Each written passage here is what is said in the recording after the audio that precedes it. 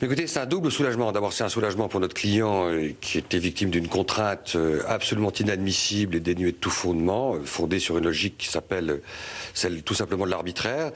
C'est un deuxième soulagement parce que cette décision va au-delà de sa personne. D'ailleurs, je viens de lui parler, il en a bien conscience, il en est fier.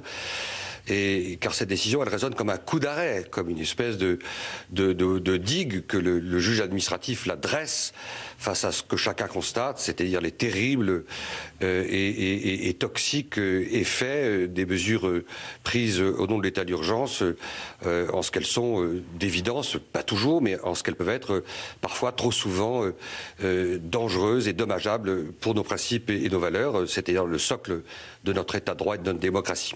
Maître Bourdon, pour bien comprendre, qu'est-ce qu'on reprochait exactement à votre client ?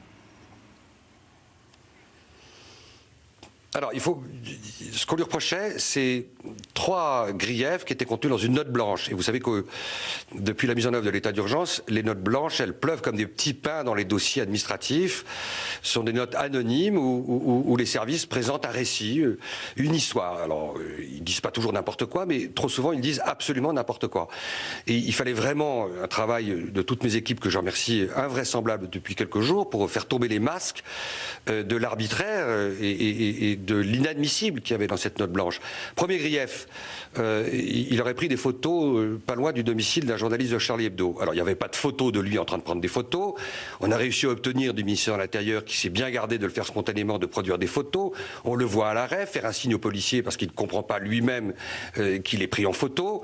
Il allait juste rendre visite à sa mère et il téléphonait à son épouse comme il le faisait très régulièrement. Donc on a produit facture de téléphone, attestation, et on a montré que tout ça était l'arbitraire le plus pur qui soit.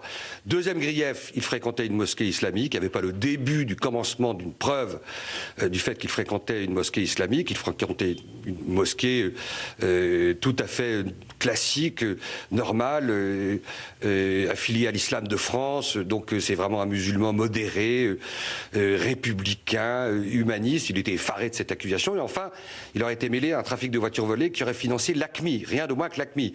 Il était victime d'un trafic de voitures. Il avait acheté une voiture qui s'était révélée une voiture volée, sans lien avec une entreprise terroriste.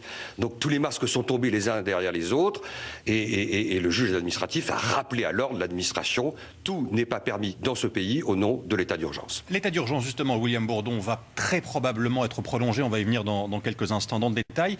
Est-ce que cette probable prolongation vous inquiète ?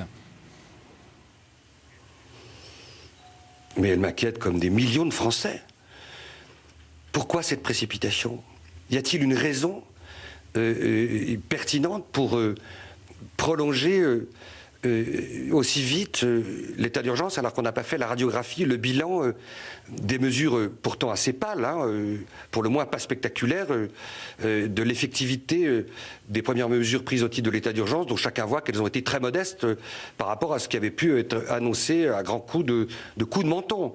Donc c'est la responsabilité des parlementaires de s'en saisir. Il manque d'informations pour apprécier le caractère effectif de ces mesures. Donc qu'est-ce qu'on veut du côté du gouvernement ? Faire rentrer à toute vitesse la France dans un état d'exception permanent ? Au moment où on annonce un projet de loi qui devrait renforcer les pouvoirs de police et en jetant par la fenêtre le juge judiciaire déjà absent du contrôle des mesures prises au titre de l'état d'urgence. On est dans une logique d'emballement, on est dans une logique d'engrenage. Moi, je ne mésestime pas la difficulté et la complexité de la tâche des responsables publics face à la menace terroriste, mais je ne veux pas non plus mésestimer la dimension trop politicienne qui apparaît aujourd'hui cruellement de ces postures sécuritaires qui s'additionnent les unes aux autres dans une précipitation qui, à mon avis, ne peut pas servir dans la durée ni l'efficacité de la lutte contre le terrorisme, ni notre démocratie.